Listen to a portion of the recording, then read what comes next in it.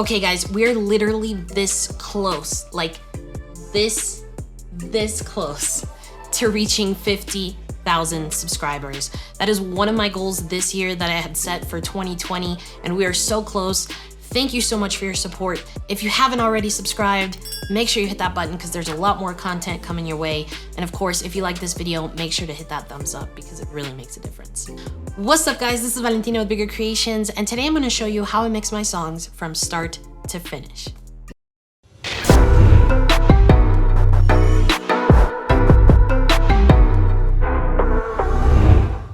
Like I said, today I'm gonna show you how I mix my songs from start to finish. So let's just dive right into this beat. In this video, I'm gonna be using my own custom drum kit that I built, and it's not out yet, but it will be out very soon. So make sure you've got notifications on. And of course, follow me on Instagram because that's where I'm gonna announce it. But you'll get a little bit of a preview of this drum kit. I'm super excited to share it with you guys. Let's make a beat using this drum kit that I've been working on, and I'll show you mixing from beginning to end. So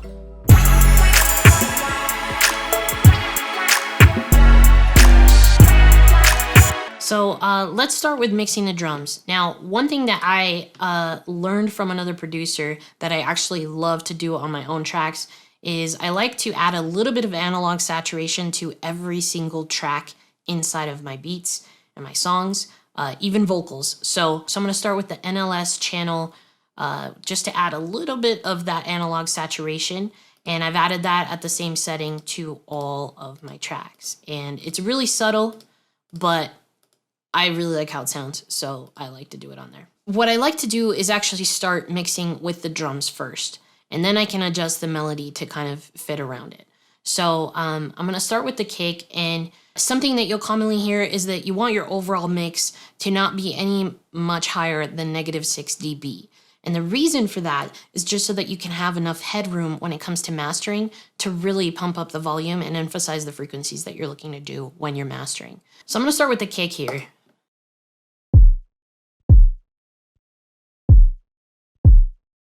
So usually a good guideline that I start with is making sure my drums don't go past -12.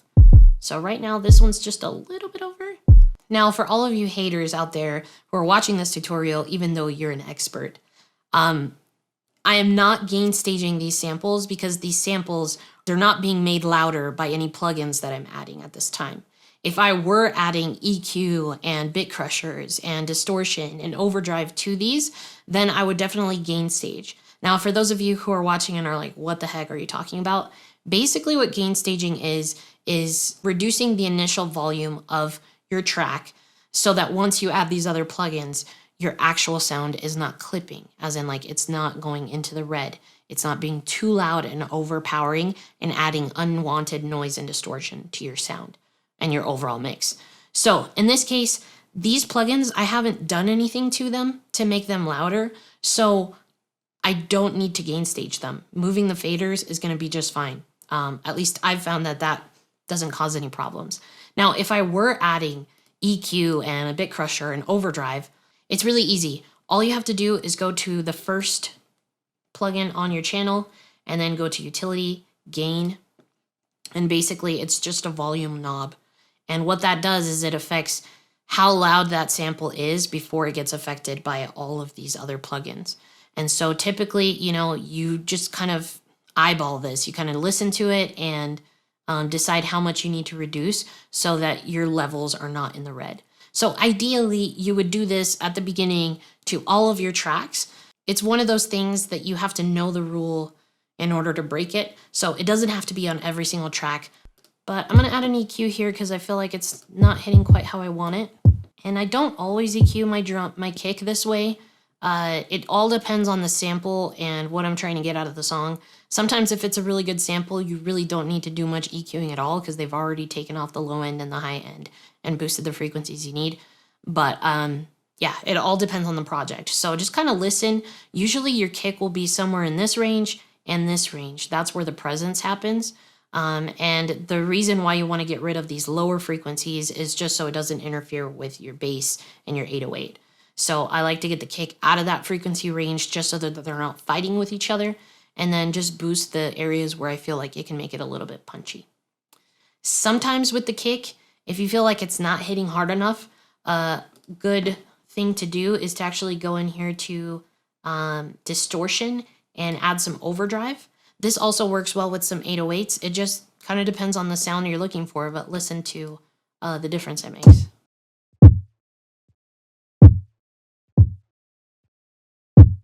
You can tweak these, you know.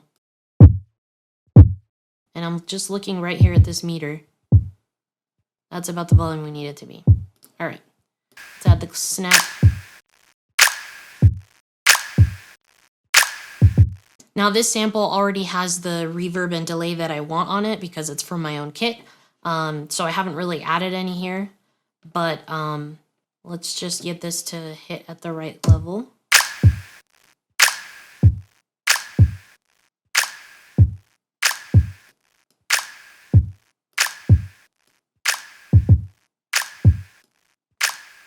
And I'm just looking here again, making sure it's around the -12. In this case, the EQ on the snap and the clap are exactly how I want it to be because this is the sample I used. But typically what I would do here with the snap or a clap is, again, I would get rid of the frequencies that I don't want to be heard. Notice how the sound is only happening here. So we can get rid of all this, and then we can boost some frequencies, but we want to make sure that it's not too close to where the vocals are going to be boosted. Usually vocals sit around the 2K range. So just be careful so that it doesn't, you know, interfere with your vocals. But then, you know, maybe you can boost a little bit of the high end a little bit. In this case, this sample already sounds how I want it to, so I'm not going to add the EQ. But those are some best practices. The other thing you can do to really make it pop is you can go into distortion and hit bit crusher. And this also can work well with hi-hats, just to make it hit a little bit crispier. I'll show you what it sounds like.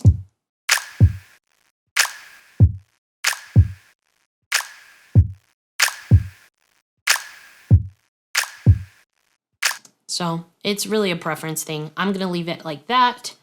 Let's add in the snare. Again, this sample is from my drum kit, so it's already got the reverb and delay that I'm looking for. So I'm not gonna be adding any of that in here. It's kind of a muffled snare sound, so I don't feel like I need to emphasize it at all. It's kind of a filler.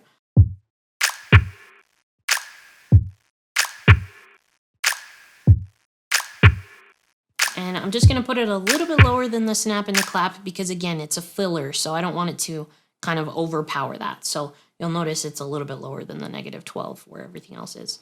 And again, like I said, mess with EQ. I would typically go in there, find the frequencies that I like, and emphasize them. In this case, this is a very kind of muffled mid-range type snare. So it already has that sound. But basically, if you look at that waveform here, basically none of these frequencies are being played and none of these frequencies are being played. So you can kind of get a picture for how I EQ'd the original snare sound. Just keep it in the middle, not a lot of that high range, and that way it sounds that way, kind of more like in a can. All right, let's add in our hi-hats. These are way too loud. I already gave you kind of some tips of what you would typically do. Again, this sample is exactly how I want it to be because it's my own drum kit, but I already gave you kind of an example of what I would do to my hi-hats. I would go into my EQ and maybe heighten some of the high frequencies and then definitely get rid of the low frequencies and maybe boost a frequency somewhere in here. And you can kind of just hunt through the frequencies and listen to what frequency you're actually emphasizing to really make those hi-hats pop. In this case, I don't feel like this sample needs the EQ for this particular song, so I'm gonna leave it like that. Let's just get this lower. The thing about hi-hats is oftentimes when you're beginning to produce, you always feel like they need to be louder. They don't need to be louder. They actually need to be a lot lower in volume than your kick and your snare and your claps. So avoid that mistake and make sure that your hi-hats are actually a lot lower. So let's take a look here in comparison. They're around -18.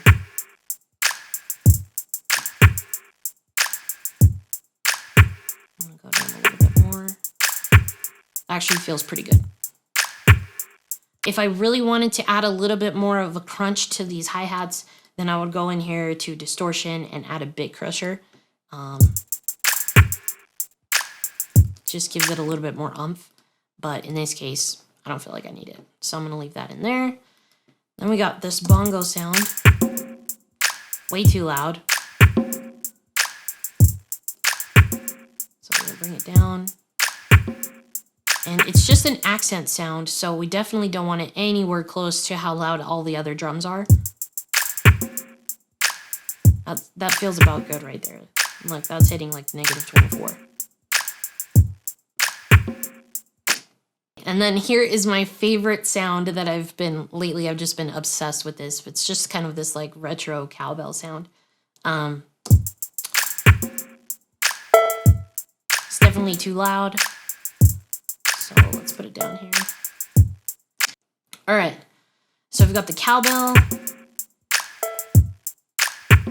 That sounds about good. We've got an open hat.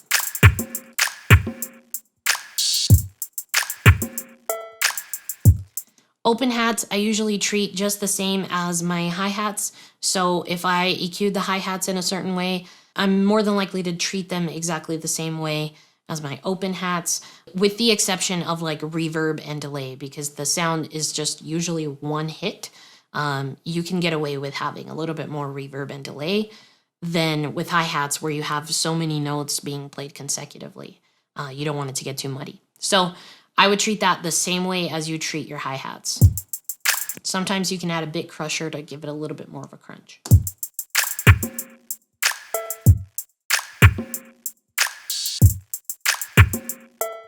Still a little bit too loud. Let's put it down.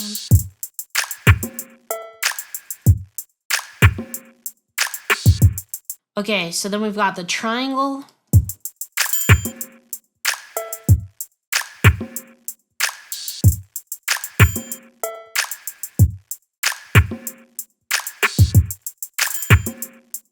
Sometimes with a triangle, it's a good idea to just go into the EQ and spike a little bit of the frequencies.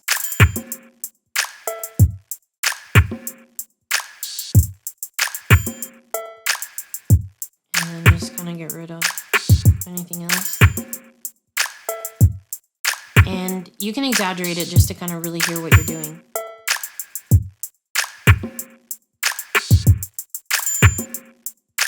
It seems like a good spot. So I'm just going to spike that a little bit. And why not? Let's just clean up this frequency here. We don't need that.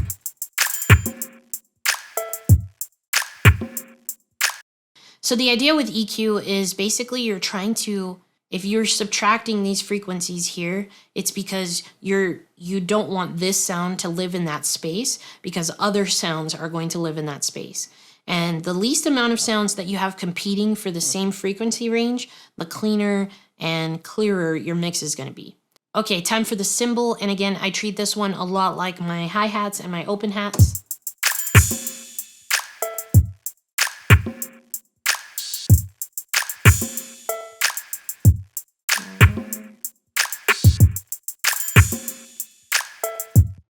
That feels pretty good. So there's my drum kit. Now you'll notice here that I have my drums in a drop down like this. And the way you do that is basically you just select the tracks that you want to be stacked, right click, and then do create stack track. And when you do that, it'll give you two options, a folder stack or a summing stack. Make sure you're on summing stack and hit create. And basically it will create this little nice drop down. So before we go any further into the mix, this video is sponsored by DistroKid. If you've been following me from the beginning, then you know that I am a huge fan of DistroKid. I've actually been using DistroKid since like 2012 or something like that. I've used them for every single release that you're gonna find in any of my streaming platforms profiles, and it is just the easiest way to distribute your music. So if you're sitting on projects that you haven't released and you're looking for the best way to do it, DistroKid is the answer. One of my favorite things about DistroKid is that the instant that you finish uploading your song to DistroKid, like it hasn't even gone to stores yet, they create a custom hyperfollow link for you. And what this hyperfollow link is basically until your song is actually released, it will show when it's gonna be released, it'll show your album artwork, it's customizable, it lets you add additional links or videos, and then it will also include a pre-save option for Spotify. The coolest thing is that your link will never change, and then as soon as your release date happens and your song goes live, the hyperfollow link will update as well, and it will allow people to select what streaming platform they like to use to listen to your new song. So you can instantly start marketing your release as soon as you upload it to DistroKid. Now, DistroKid is super affordable to begin with and probably the cheapest option available with the best quality, but if you want a discount, there's gonna be a link in the description for 7% off for your first year. All right, let's get back to the mix. So now that we've got a stack track, essentially what we've done here is send all of these separate drum sounds to one bus, which is this main one. And what that gives us the ability to do is now impact or add effects to the drums overall, not just each individual track. So rather than, if I want to compress everything together, rather than having to go into every single track, I can just add some compression to the bus or the master of the stack track, just make the drums sound a little bit more cohesive together. I really like to do that with vocals, with drums, anything that you would likely be adding the same type of effect to several tracks that are similar. Now that we've got the stack track, I'm gonna go in here and I'm gonna add an R compressor from Waves. I love this plugin. It's just great. It works for a lot of different things. In this case, I'm using it for my drums, but there's gonna be a link in the description if you're interested in looking into this plugin. These are the settings that I've set up. And so this is what the drums sound like with and without the compression. So without,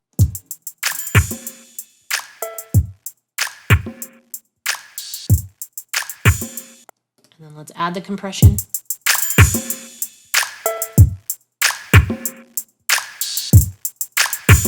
So it's made them a lot louder, and now I can go into this master bus of the stack track and just make sure that my levels are hitting where I want them to be. So still making sure that everything is still well under that -12 range. And that's about good. So now let's add our main chords here and adjust the volume based off of that. And since these are very loud, I'm gonna go in here and add gain plugin because it's a little bit too loud. And I'll probably just take away like maybe 9.7 dB and let's just get a feel for it.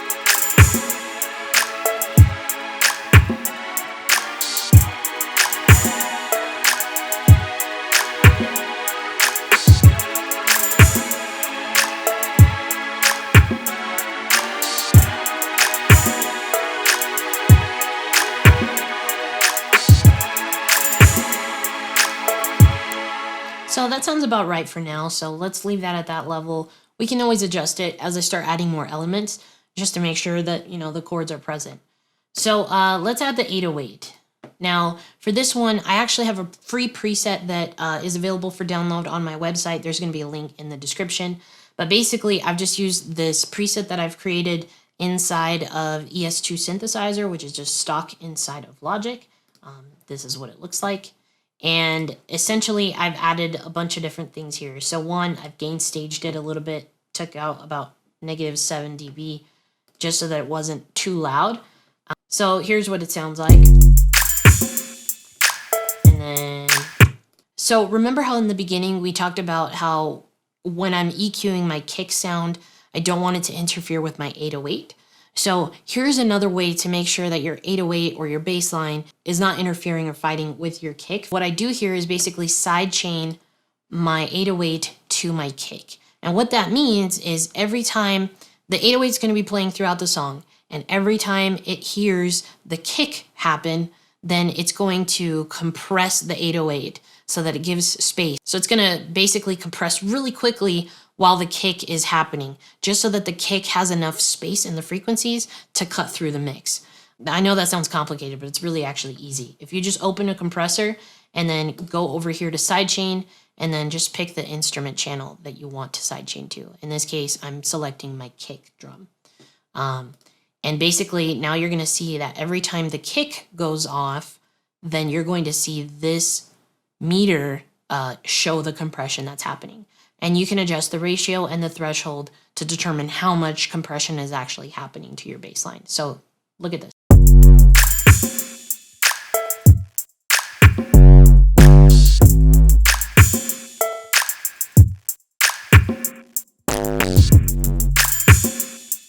So basically, you're only going to see this actually like audibly making a difference when the 808 is actually being played at the same time as the kick.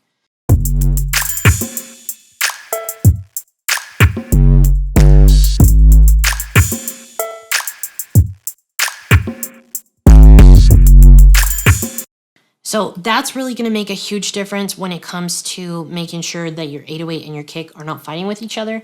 Then I went ahead and added some overdrive. And it was really just to make it so there was a little bit more. And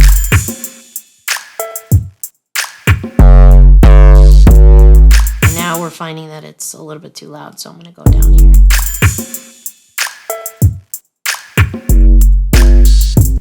And then let's add some distortion. Makes it a little bit fatter.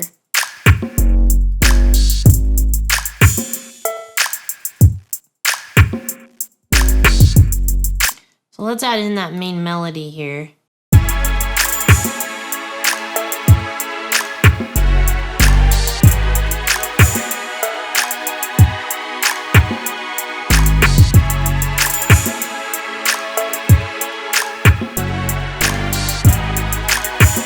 So you'll notice my 808's hitting at about -18. That feels about right for this mix and probably in general.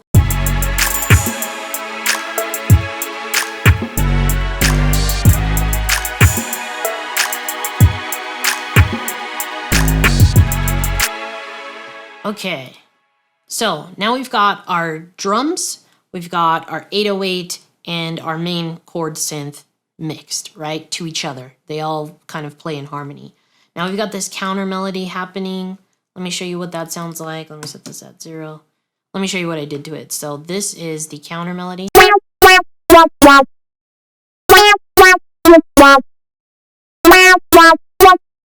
And it's a little loud. Right now it's at 0, of course. But let's go ahead and add a gain plugin here and just do a little bit of gain staging.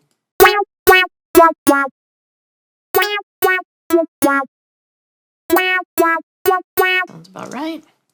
And then what I'm going to do here is I'm going to add some RC20.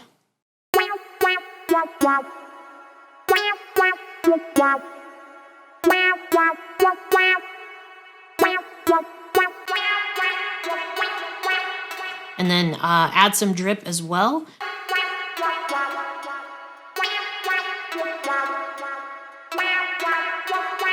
So now let's see how loud it needs to be in relation to everything else.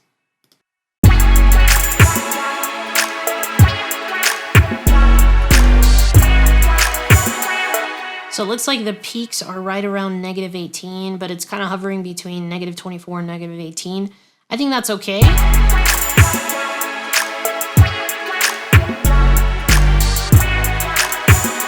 fact, I think it could go a little bit lower, so let's put it down a little bit.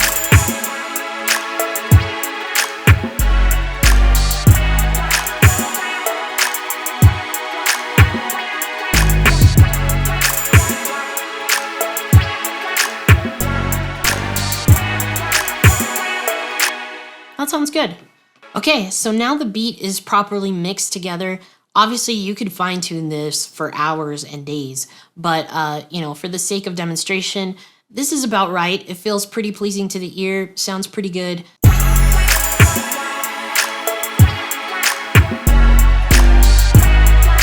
And you'll notice we don't have the vocals in yet, but we're still well under our -6 mark on the overall mix. Check this out right here.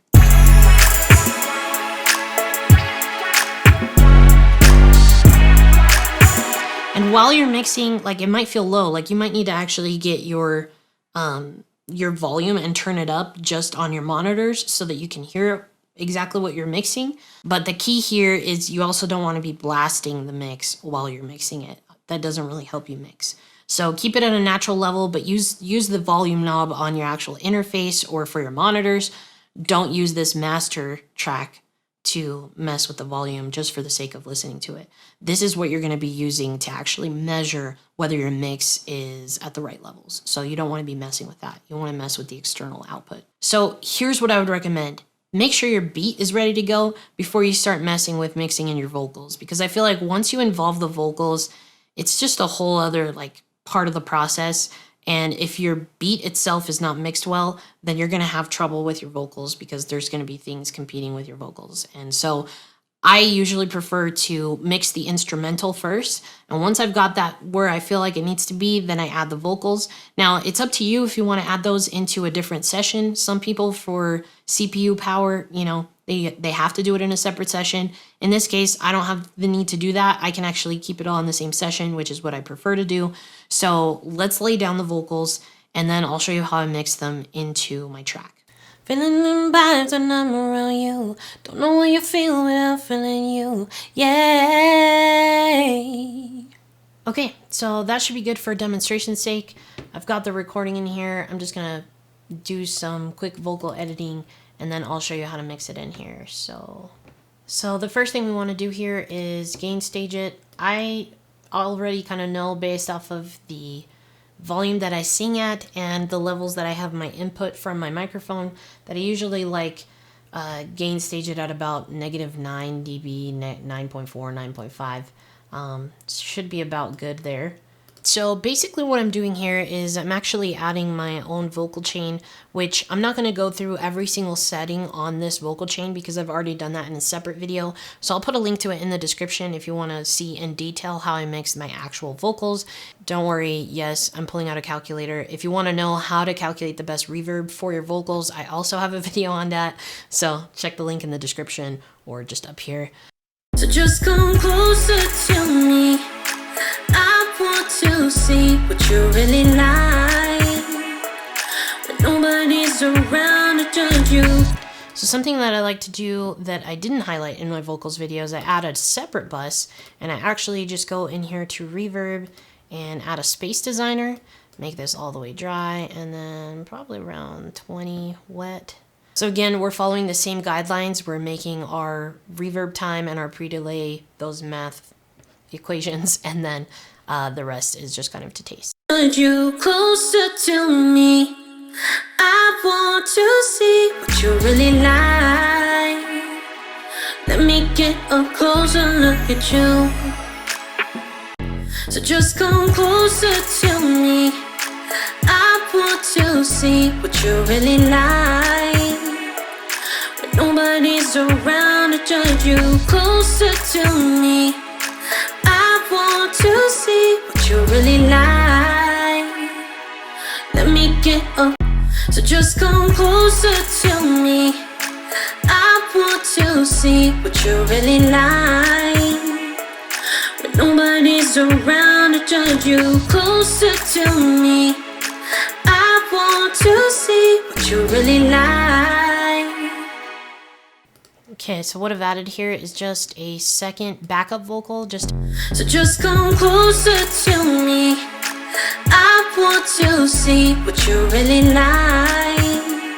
So now that we've got our vocals in here, let's make sure that they're not too loud in comparison to everything else. I want to see what you really like. Let me get up. So just come closer to me.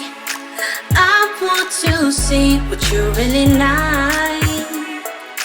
Nobody's around to judge you. Closer to me. I want to see what you really like.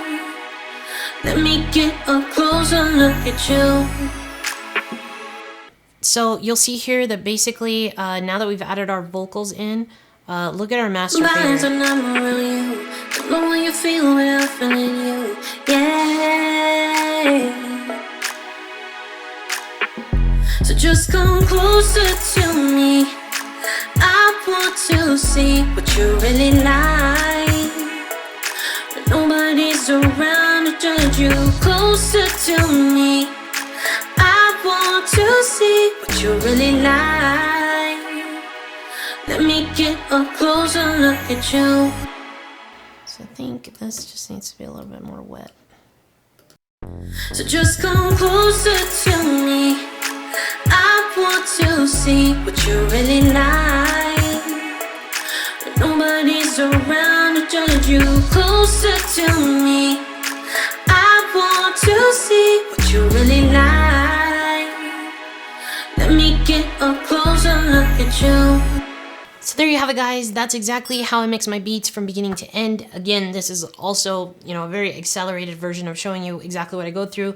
But these are the principles that you should go through when you're trying to make sure that your mix is at the right level. Once you've got this dialed down, then you're ready to master, which, by the way, if you're ready to master, I've got a link also in the description for a video on how exactly to master and the easiest way to do it. But basically, this is me mixing a song from beginning to end. I hope you guys enjoyed this video. If you did, don't forget to hit that thumbs up. Make sure you're subscribed so that you don't miss future videos. And as always, if you ever have any questions or want to see more content, check me out on Instagram. Keep making beats.